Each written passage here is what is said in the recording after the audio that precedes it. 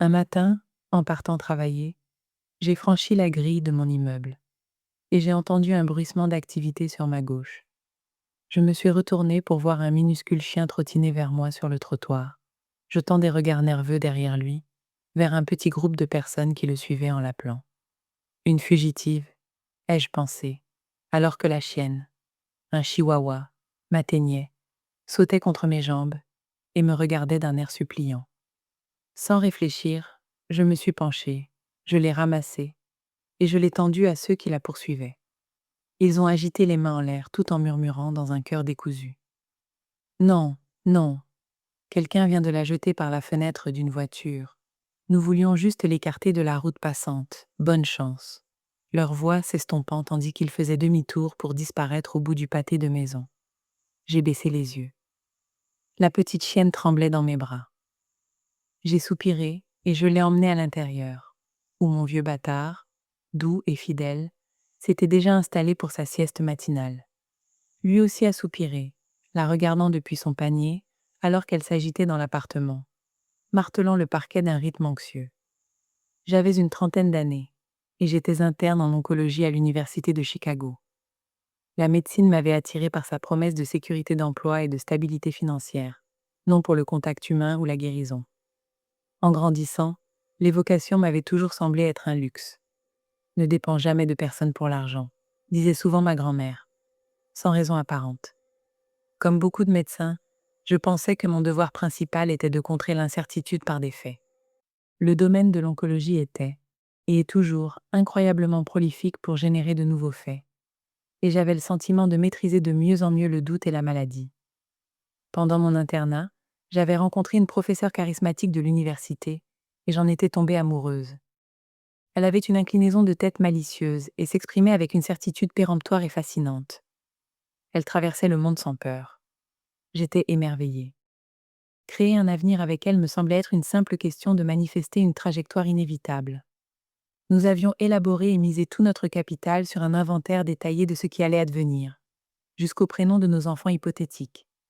Cependant, quelques mois avant l'apparition du chihuahua, l'enchaînement brutal d'une grave alerte de santé et d'un décès inattendu et bouleversant a crevé notre bulle de sérénité.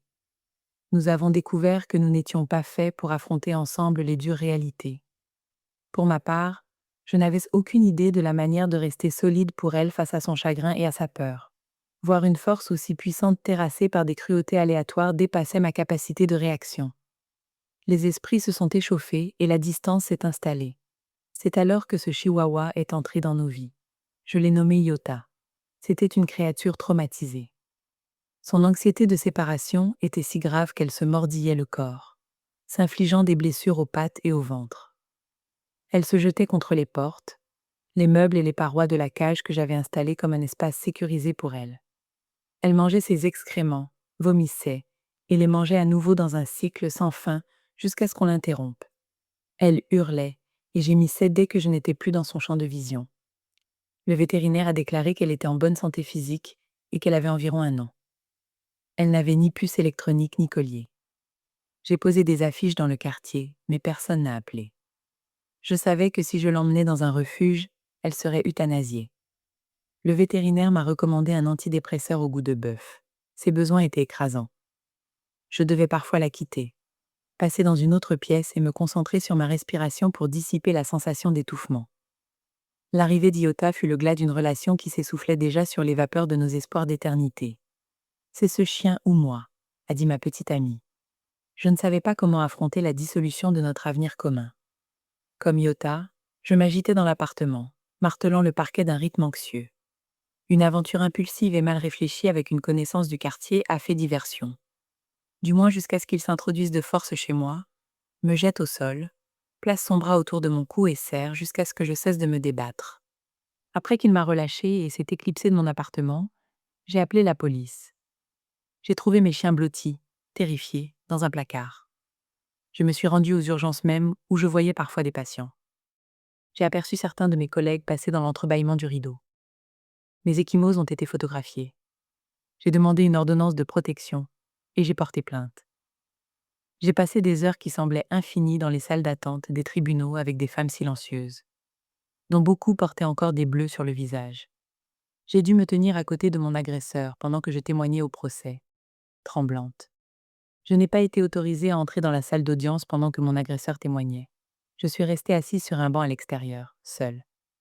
Le policier qui avait répondu à mon appel est sorti de la salle d'audience après avoir témoigné.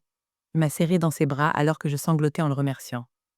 D'autres observateurs sont sortis au compte-gouttes, m'offrant leur soutien. Il est coupable comme ce n'est pas permis, aucun doute. Ne vous inquiétez pas, il a été déclaré non coupable. Ma parole contre la sienne, a dit le juge. L'ordonnance de protection a été levée. Pendant des mois, j'ai eu peur de quitter ma maison et j'étais hyper vigilante jusqu'à l'épuisement. Des crises de panique me laissaient essoufflée et défaillante sur le chemin du travail et dans les couloirs de l'hôpital. Mon réseau social, lié à celui de mon agresseur, s'est effondré quand la plupart des gens ont choisi de se retirer plutôt que de faire face à un choix inconfortable. C'est grâce à Iota que j'ai fini par faire une tentative timide vers un nouveau réseau. Elle avait besoin de socialisation. Me justifiais-je. Elle devait réapprendre à faire confiance et trouver ses marques. À 3 pâtés de maison de mon appartement se trouvait un petit parc, où les propriétaires de chiens du quartier se réunissaient chaque après-midi, les animaux courant sans laisse entre les groupes de gardiens. Iota était d'une agressivité embarrassante.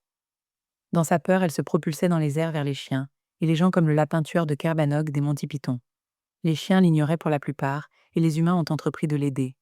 Ils ont créé une cagnotte pour parier sur celui qui gagnerait la confiance d'Iota en premier. Ils rivalisaient de sérieux pour cet honneur. Les semaines passaient sans grand progrès. Un jour, un homme est apparu au parc. Il semblait connu des habitués, sinon de moi. Il s'est approché de la limite du rassemblement et s'est assis sur l'herbe, le visage tourné vers le ciel. J'ai regardé Iota trottiner vers lui, poser ses pattes avant sur les siennes, le regarder un instant, puis sauter sur ses genoux pour s'y installer.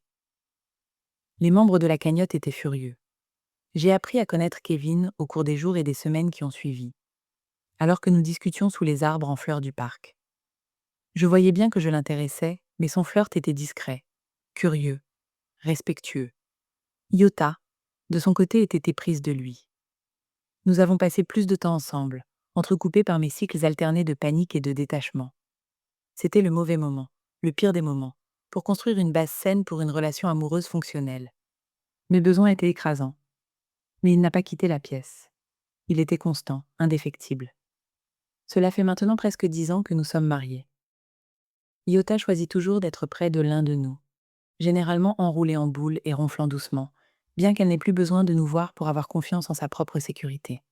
Quand nos enfants sont nés, d'abord un fils, puis, 2 ans plus tard, une fille, elle s'est donnée pour mission de surveiller attentivement le berceau depuis son perchoir au bord de notre lit, venant nous chercher dès qu'il s'agitait ou pleurnichait. Ces assauts aériens ne visent plus désormais que les oies qui s'infiltrent dans notre jardin, les jours où son arthrite ne la tourmente pas. Elle se rengorge et plastronne alors qu'elle s'enfuit devant elle. Je raconte souvent une version légère et épurée de ma rencontre avec Kevin. C'est mon chihuahua qui a choisi mon mari, dis-je en riant. Je raconte rarement la version plus sombre. J'ai toujours en moi un espace vide où résident la colère et la peur, et où je me rends parfois pour les examiner. D'une manière étrange. Avec le temps, ce vide a développé une nouvelle forme de pesanteur qui m'ancre, me permet de rester stable lorsque je suis assise avec des patients dans leur angoisse et leur effroi, quand les faits sont inconsistants. Je les rejoins là où ils se trouvent, là où mon mari m'a rejointe, dans un endroit où je sais que quelque chose peut encore être construit.